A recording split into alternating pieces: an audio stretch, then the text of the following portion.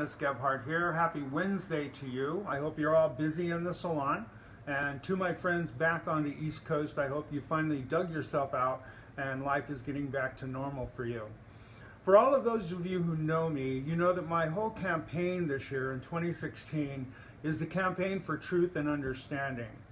In other words, my goal is to help empower you as salon professionals so that you understand precisely how hair color works and how to maximize its benefits, how to manipulate your products to create amazing formulas and create fabulous results that keep your clients coming back time after time. So today I want to spend just a few minutes with you going over just a couple of subjects about hair color, meaning that we need to kind of understand that when I started in this business in development of hair color products was back in the 1980s. And in the 1980s, there were probably maybe 5 to 7 different places where you could purchase raw goods, meaning as a manufacturer, those would where we get the raw goods to build our hair color. And there were probably maybe 5 or 6 actual hair color manufacturers that were active in our industry. Now we fast forward to 2016, and you find that maybe we have 7 to 10 places where you can purchase raw goods, and yet in North America alone we have over 52 different brands of hair color. That's kind of disconcerting, don't you think? Because it makes me ask, are all those people in the manufacturing business? And the reality is that for many brands today, they don't really manufacture their own hair color. They do market their color. They go to what we call co-packers. They bring them a recipe, ask them to build their color for them, and then they sell their brand. Nothing wrong with that, but it's important for you as a professional to understand. I mean, that's why, have you noticed that there's so many different Italian hair colors out there? It makes me think that if I go to Italy, I will have factory after factory after factory that makes hair color. So I wanted to share that with you today, and so that you would understand that there's a very small margin today between colors that would be referred to as mediocre and colors that would be referred to as excellent. In fact, most of the marketing stories about hair color brands and what they do for the hair are really focused on approximately 5% of that hair color's formulation. The rest of it is pretty similar to every hair color in the marketplace. And the reason I share that with you is because I want you to understand is that the magic is in you. It's not in the brand that you use. Now today here on the table I have a selection of different brands that are in the marketplace. As you know, I don't endorse any brands. It is totally non-manufacturer supported, the information that I share with you. But you can see that they come in variations of different packaging. They come, there's different types that are made. We've got permanent hair color, we have Demi permanent color, we have direct dyes, we have glosses, a multitude of names for them. So I just want to share a couple of thoughts with you today about permanent hair color, for example. First and foremost is to remember that in that tube of hair color there is no color. There is no blue, no red, no yellow in that color. It's all chemicals. Which is really, it makes me chuckle when people talk about being more organic, because truly in order to break down the chemical bonds in the hair, and that's what we do when we color hair, we have to have a chemical base. But here's what's interesting. According to the law, in order for you to call something organic, it has to be carbon based, meaning that truly every hair color on the marketplace, because it has a petroleum base to it, it is a carbon base. And it's really, all hair colors are organic.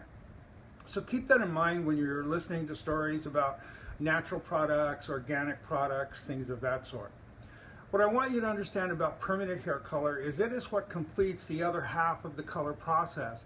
It provides the alkalinity or the environment for peroxide to do what it does best, which is to carry in the small intermediary dyes to help create that color within that hair strand. And the alkalinity is what allows peroxide to release that oxygen. It makes peroxide more active. In fact, here's what the law of color says. The longer I hold the hair in an alkaline state, the more oxygen peroxide will release. The more oxygen peroxide releases, the more pigmented fractures. The more pigmented fractures, the lighter the visual result. So in fact, when I formulate a hair color, it's not just the peroxide, the volume of peroxide I'm using, it's also the level of tint that I choose to use. Here's what you need to know about alkalinity. Alkalinity varies from levels 1 through 10. The lighter the level, rule of thumb, the more alkalinity it will have. The darker the level, the less alkalinity it will have. So you can use that as a rule of thumb when you're formulating, you're trying to maximize your formula for lift. Remember that permanent hair color, most of them today are made strictly of oxidation dyes, meaning that those are small dyes that are carried into the hair. They bond together with each other, and they bond with the structure in the hair. If there is no structure in the hair fiber, those colors don't stay in the hair. That's the reason we have fading a lot of times, is because the hair is not structurally competent to hold on to that color. So permanent hair color. The second thing I want to share with you today is something about Demi permanent, because that is near and dear to my heart. Those of you who know me, you know that I was one of the team that created a product called Shades EQ. The first truly Demi permanent product in the market, and still the #1 selling Demi permanent hair color worldwide. And the reason I say that is because today there's lots of manufacturers who are saying, take our permanent color, mix it with a low volume developer, a special solution, and it will turn into a Demi permanent color. Well, chemically that's impossible to do, because if I have an ammoniated hair color and I mix it with a low volume developer, there's still ammonia in that color.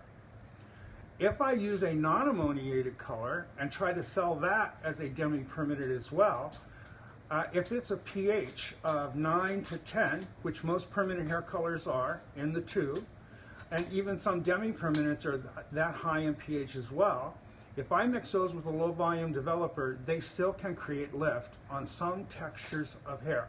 Here's the way for you to test it. Get your Demi permanent color, mix it with 30 volume developer. If you create lift in the hair using 30 volume with your Demi permanent color, that tells me it's not truly a Demi permanent, because there's a specific pH, 8.5, is where most Demi permanents, successful Demi permanents live. Meaning that if I mix them with a peroxide at 2.5 to 3.5 pH, they will then process at a neutral pH, somewhere 6.9 to 7 in a neutral zone. So keep that in mind about using the Demi permanent products that you're using. Understand that just because it's not ammoniated does not mean it won't dry the hair out. In fact, if you have high levels or shades in your non-ammoniated hair color, they're probably packing that with MEA, monolithinolamine, in order to give you that lift, because there has to be something there, some sort of a fixed alkali, in order to create that lift in that process. So understanding permanent color, understanding Demi permanent color, very, very important to do. Also post-oxidation after a color service. That would be the third thing I want to share with you today. If you remember, when we color hair, we swell the hair. So post-coloring is very, very important, how we take down our color service. Here's what I recommend you do. First of all, rinse the color until it runs completely clear. And that may take longer than 3 minutes. But rinse it until it runs completely clear. Once you've done that, then you shampoo the color off with an acid balanced shampoo, something in a pH of 4 to 5. What that's going to do is it's going to lower the pH on the hair strand. Remember, hair has no pH. It takes on the pH of its environment. It's kind of like tofu. Once you've shampooed it once, rinse that with water, then shampoo a second time. That again is going to pull down the pH of the hair. Rinse that off and then apply an acidifying agent, either a conditioning treatment or some sort of an acidifier to the hair to shrink that cuticle even more. And when you do that, that kind of a post-oxidation treatment, you will ensure that that color is locked into the hair. You will ensure that there will not be early fading and there will not be color transfer tomorrow morning when she steps into her shower to get ready to go to work. So those are 3 things I want to share with you today. If you find this interesting, be sure you give me some hearts, because hearts is what keeps this video up on the screen. And if you think it's interesting and you found something meaningful out of it, share it with your friends. If you will do that, I would appreciate it. We would love to have you come to California and spend some time with us. You know, online education is great, but we'd love to see you in our institute where we can actually have a hands-on experience with you. You can reach out to us not only here on Periscope, but follow us on Instagram, follow us on Twitter, and you can follow us on Facebook as well. Along with that, you know we have a YouTube channel, and we invite you to do that as well. Our educational company is called Productions Unleashed. You can find our website at www.productions-unleashed.com. Please log on. It has a list of all the programs that we're doing. We love sharing with you. We know that your success is dependent upon your skill set, and we want to help you discover your genius. Listen, have a great day. Thank you for listening. See you soon.